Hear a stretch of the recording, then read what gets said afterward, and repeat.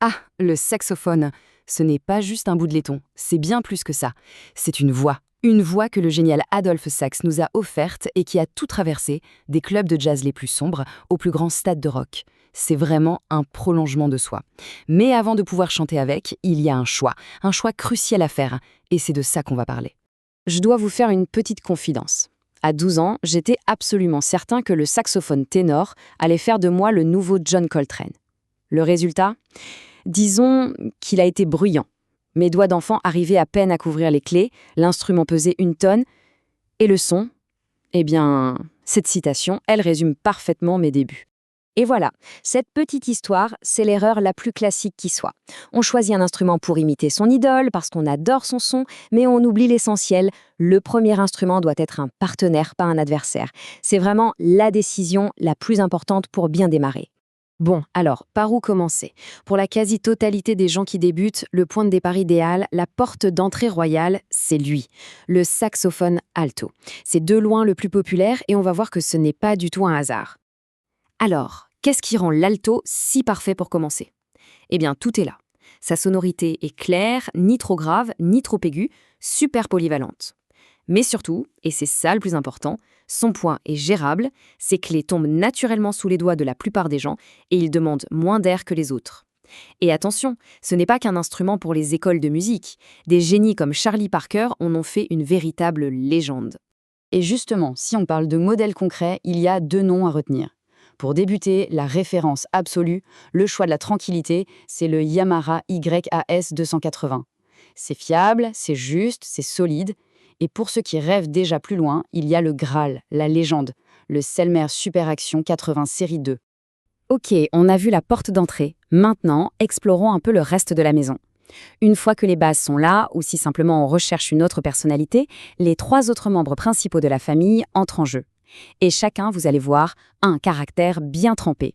Ah, le ténor. Fermez les yeux. Pensez saxophone. Il y a de très fortes chances que ce soit sa voix que vous entendiez dans votre tête. C'est ce son un peu rauque, chaud, terriblement expressif. C'est le cœur du jazz moderne. Jouer du ténor, c'est une expérience vraiment physique. On sent les notes vibrer dans sa poitrine. Il est plus gros, plus lourd, et il demande beaucoup plus d'air que l'alto. C'est l'instrument de l'émotion à l'état pur. Parfait pour les ballades qui prennent aux tripes, celui de géants comme Stan Getz ou Sonny Rollins. Côté modèle, on retrouve bien sûr Yamaha avec son équivalent ténor, le YTS 280, une valeur sûre.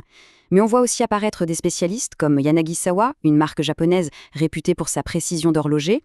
Et puis, comment ne pas mentionner le mythe absolu, le Selmer Mark VI. Aujourd'hui, on ne le trouve plus qu'en occasion et c'est devenu un véritable objet de collection. Allez, on change complètement d'univers avec le soprano. Souvent, avec sa forme toute droite, on le prend pour une clarinette en métal. C'est un instrument qui a un son absolument magnifique, mais c'est une beauté qui se mérite. Soyons très clairs, le soprano est un instrument capricieux. Son son est pur, cristallin, c'est sublime. Mais obtenir une note juste est un combat de tous les instants. Le moindre petit changement dans la position des lèvres et hop, la note est fausse. C'est vraiment pour ça qu'on le déconseille aux débutants. Il demande une maîtrise déjà bien installée. Et pour finir, place au papa de la famille, au géant, l'impressionnant saxophone baryton. Lui, c'est la fondation, le pilier sur lequel repose toute une section de cuivre dans un big band. Ce mastodonte est aussi lourd qu'il en a l'air. Et d'ailleurs, ce n'est pas pour rien qu'on précise harnais obligatoire. La simple sangle autour du cou ne suffit absolument pas, c'est le mal de dos assuré. Mais quel son, quelle puissance! Et entre les mains d'un maître comme Jerry Mulligan, il peut même devenir étonnamment agile. Bon, on a fait le tour des 4 grandes personnalités de la famille des saxophones.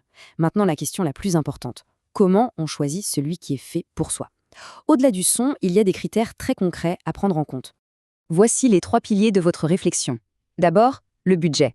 Et là, attention aux pièges des instruments pas chers qu'on trouve partout sur Internet. Un bon saxophone, c'est de la mécanique de précision. Un mauvais, c'est juste une source de frustration. Ensuite, le confort. Il faut que l'instrument vous semble naturel entre les mains. Et enfin, ne négligez jamais le bec et l'anche. C'est 50% du son final.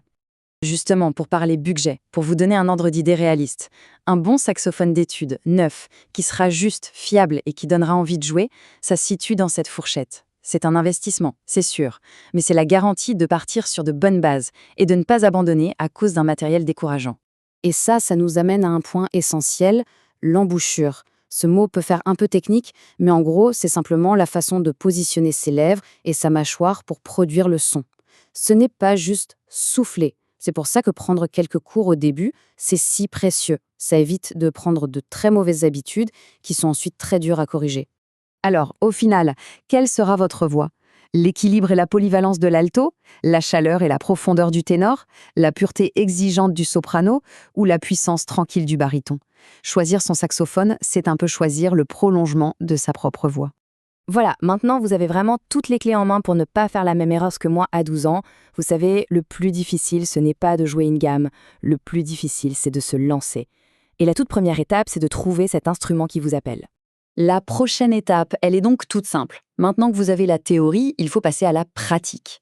Pour explorer concrètement les modèles dont on a parlé, pour voir les prix et faire votre choix en toute confiance, l'article source vous recommande Woodbrass pour leur sérieux et leur catalogue. Alors, n'attendez plus. La musique attend. Le meilleur moment pour commencer, c'est maintenant. Cliquez sur le lien juste en dessous dans la description pour faire ce premier pas.